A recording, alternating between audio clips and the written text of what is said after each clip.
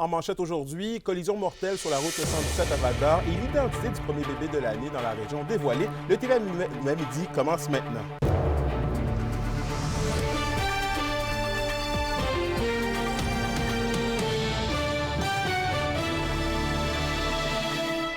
On commence le bulletin avec une bien triste nouvelle puisqu'une collision a causé un décès hier vers minuit 45 sur la route 117 dans le secteur de Louvicourt au kilomètre 460. Selon la Sûreté du Québec, le conducteur a dévié dans la voie inverse pour une raison inconnue et a percuté un véhicule lourd. La route a été fermée durant la nuit et en matinée, la circulation s'est faite en alternance. Une enquête est en cours pour connaître les causes et circonstances de l'événement.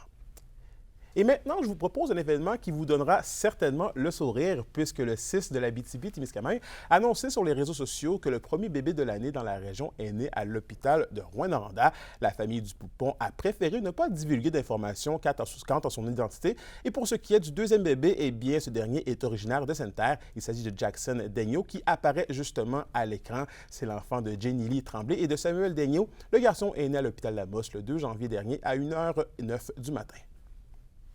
Et des nouvelles des négociations du secteur du Front commun avec le gouvernement Legault. Plus tôt cette semaine, une fuite de documents a révélé la nature de l'offre qui serait sur la table présentement.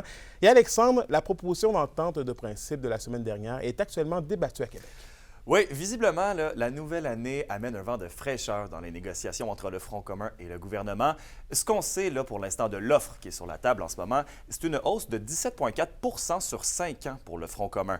Il y a aussi une clause de protection du pouvoir d'achat d'une durée de 3 ans. Cette clause, ça signifie que l'augmentation de salaire va être au moins toujours égale à l'augmentation du coût de la vie pendant 3 ans. Ça, c'était bien important pour le Front commun. J'ai parlé plus tôt ce matin avec Félix-Antoine Lafleur, président du Conseil central de la CSN pour l'Abitibi-Témiscamingue. C'est un des 3 piliers du Front commun de la région, vous le connaissez. Il m'a aidé un petit peu à démystifier le tout. On peut l'écouter. Juste le fait qu'il y a eu une entente, puis une hypothèse d'entente sur la table, ça nous amène une certaine bouffée d'air frais. Satisfait, c'est un grand mot. On est optimiste.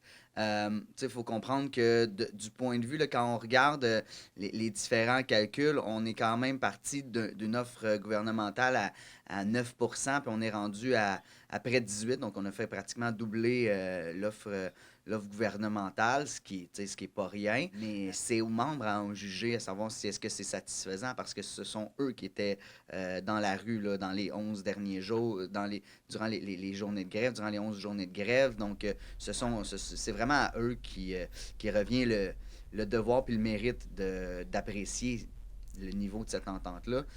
Et Alexandre, quels sont les développements pour les gains sectoriels, notamment au niveau des conditions de travail? Oui, bien, on n'en sait pas vraiment beaucoup pour le moment, puisque ça reste à être négocié avec Québec. On est en droit de s'attendre, cependant, à la semaine prochaine à avoir de plus amples explications à ce niveau-là, notamment les conditions de travail. On semble vraiment en venir à bout de cette histoire. Félix-Antoine Lafleur, il trace un bilan positif et rempli d'espoir de cette aventure du Front commun. Je pense que cette solidarité-là intersyndicale qui s'est démontrée aussi nous rappelle que, comme la solidarité qui s'était dégagée de la lutte lorsqu'on était dans la situation de crise des feux de forêt, nous rappelle que la société en général, elle se porte beaucoup mieux lorsqu'on réussit justement à nourrir cette solidarité-là.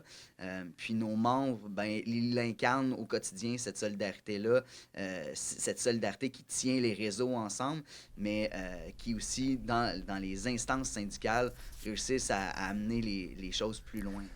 En terminant, Anthony, un mot sur les enseignants et les enseignantes. Le retour en classe des élèves la semaine prochaine est pas mal béton.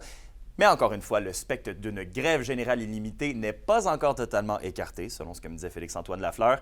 Les propositions d'entente de principe pourraient ne pas être acceptées par les membres des délégués syndicaux, mais ça reste un scénario que personne ne souhaite. Reportage complet au TVA de 18h ce soir. On continue évidemment de suivre le tout. Merci Alexandre. Au plaisir.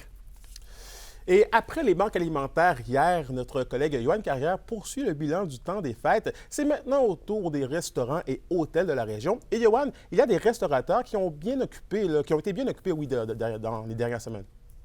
Et ça, sans grande surprise. Hein. En fait, là, selon ceux avec qui nous nous sommes entretenus jusqu'à présent, le dernier temps des fêtes a été plutôt similaire à celui de l'année précédente. Donc oui, une certaine croissance en termes d'achalandage. Les services traiteurs aussi, là, qui ont également été sollicités, beaucoup de demandes là, pour les nombreux, les parties de bureau, les parties de famille également. Et ça, c'est malgré l'inflation qui affecte les habitudes de consommation des gens. Il y a certains restaurants là, qui voient leur chiffre d'affaires baisser durant le reste de l'année, mais somme toute, pour le temps des fêtes, bien, ça s'est bien déroulé. On a donné beaucoup de services au niveau des traiteurs, là. On a des ensembles traiteurs libre-service là, qu'on offre pour les entreprises, même les particuliers, tout ça. Donc ça a roulé beaucoup cette année. C'est sûr qu'au niveau de l'économie, on ne savait pas trop où se diriger là, cette année, mais on a eu quand même des bonnes ventes là, malgré tout. Et du côté des hôtels, cependant, c'était bien moins occupé. Et encore une fois, par contre, bien, ce n'est pas vraiment une surprise. Ce qu'on nous expliquait, là, c'est que l'Abitibi-Témiscamingue, bien, c'est une région qui attire beaucoup du tourisme d'affaires. Donc, des gens qui vont se déplacer pour des rencontres, des conventions, des sommets peut-être. Et ça, bien évidemment, mais il y en a moins durant les fêtes, mais la demande va recommencer à augmenter dans les prochains jours et les prochaines semaines. Donc, durant le temps des fêtes, là, c'est une période qui tombe quand même assez peu occupée.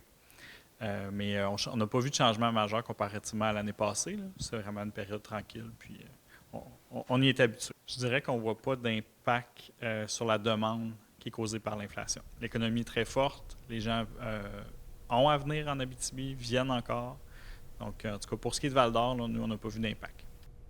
Donc, ce soir, je vous présente un reportage complet avec les bilans de d'autres restaurants et hôtels de la région. À ne pas manquer. Merci, Johan. Au plaisir. La question du jour TVA, une présentation de Mobilier Bélan qui vous offre depuis plus de 50 ans un service de qualité et un grand choix de matelas, mobilier, électro au prix compétitif que vous recherchez. Et vous, à la maison, de votre côté, on veut vous entendre en ce sens à la question du jour. On vous demande, avec l'inflation, fréquentez-vous moins les restaurants? Pour voter et commenter, rendez-vous au tvabitibi.ca. On poursuit avec un sujet qui retient toujours notre attention. Avec les feux de forêt historiques de l'été dernier, plusieurs organisations se questionnent sur l'efficacité des avions-citernes vieillissants au Québec. Kimberly Hall discute de cet enjeu avec Stéphane Caron de la Sopfeu. Est-ce qu'on serait assez équipé si d'autres feux historiques de ce genre pourraient survenir dans les prochaines années? Il y a vraiment du travail à faire là, au Québec, notamment en termes de nombre de pompiers forestiers, en termes aussi de mise à jour de la flotte des avions-citernes. Vous savez, on a 14 avions-citernes au Québec qui sont la propriété du gouvernement du Québec et qui sont vieillissants.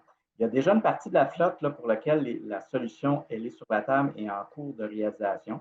Les CL415, là, on est les premiers au monde à faire complètement l'avionique de ces avions-là. C'est long, mais après ça, ça va leur donner une durée de vie de 25 ans supplémentaires, peut-être même 30 ans. Mais il reste encore les CL215 pour lesquels il faudra trouver une solution. Ça va prendre combien de temps avant que ces nouveaux avions vont être complétés? Au niveau des CL415, la révision complète là, de l'avionique, on parle de quelques années encore pour que les 8 appareils soient complètement refaits à neuf. D'ailleurs, cette nouvelle avionique va servir là, pour faire la prochaine génération d'avions-citernes, les 515. Mais ces avions-là, si on a besoin de nouveaux appareils, ne seront pas disponibles avant les années 30. Si jamais il y a encore des feux aussi intenses qu'on a vécu l'été passé, puis que c'est ça, ces avions-là ne sont pas assez prêts, est-ce qu'il y a d'autres solutions sur la table? Il existe d'autres types d'appareils, plus petits, moins puissants, si on peut dire, mais quand on en prend plusieurs, on peut avoir une force de frappe quand même intéressante. Cependant, si on souhaite avoir une meilleure couverture dans le nord, là, dans la région notamment de la baie James, on a vu l'été passé, là, plusieurs communautés ont été très affectées par les grands feux qu'il y a eu dans ce que nous, on appelle la zone nordique. Bien là, il y aura une décision à prendre au niveau du type de couverture qu'on veut faire dans ces secteurs-là et peut-être que ça pourrait nécessiter davantage d'avions citernes. Au culturel, c'est dans un peu plus d'une semaine, soit le 13 janvier prochain, qu'aura lieu le match d'impro Gaspé contre Rouyn-Noranda qui se déroule en téléprésence. Le match sera animé par les maîtres de cérémonie François-Étienne Paré et Valérie Côté. C'est grâce à la station scénique que l'organisation réalise un match d'impro entre des équipes situées dans des villes différentes. La recherche sera entre autres axée autour de la connectivité réactionnelle entre les salles. Pour une nouvelle importante à nous communiquer, contactez-nous nouvelles au pluriel à commercial-rncmedia.ca, par téléphone 1-866-463-4636 et notre site web tvaabitibi.ca.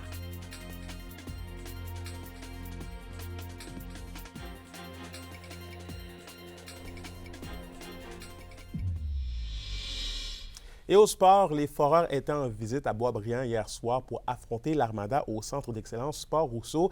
C'est une défaite de 6-1 pour Val-d'Or. Charles-Antoine Pilote a marqué le seul but du Vert et Or en deuxième période. Le prochain match est prévu ce vendredi à 19h à domicile au Centre Annico-École contre les Olympiques de Gatineau. Et on passe à une bien triste nouvelle pour la communauté sportive de la région. Après Gilles Laperrière au courant de la saison, la grande famille des Citadelles à Rouyn-Noranda perd un autre pilier en M. Richard Paquette. L'homme a été foudroyé par un AVC le 19 décembre et a rendu l'âme dans la nuit du 1er janvier. L'homme qui avait 75 ans a consacré 40 ans de sa vie au monde du sport dans la région, dont 12 à titre de gérant de l'équipe M18-3. Et à la météo de l'Abitibi-Témiscamingue, aujourd'hui, on parle d'un 40 % de probabilité d'averse de neige pour l'Abitibi avec un maximum de moins 13 pour tous les secteurs pour ce soir et cette nuit. C'est des nuages qui recouvriront le ciel de la région. Les températures minimales de moins de 18 et de moins 16 sont à prévoir pour l'Abitibi et le Témiscamingue. Et voilà, c'est complet pour ce midi. Merci d'avoir été des nôtres. Nous, on se retrouve ce soir à 17h58 pour la suite des choses. D'ici là, je vous souhaite de passer une excellente journée.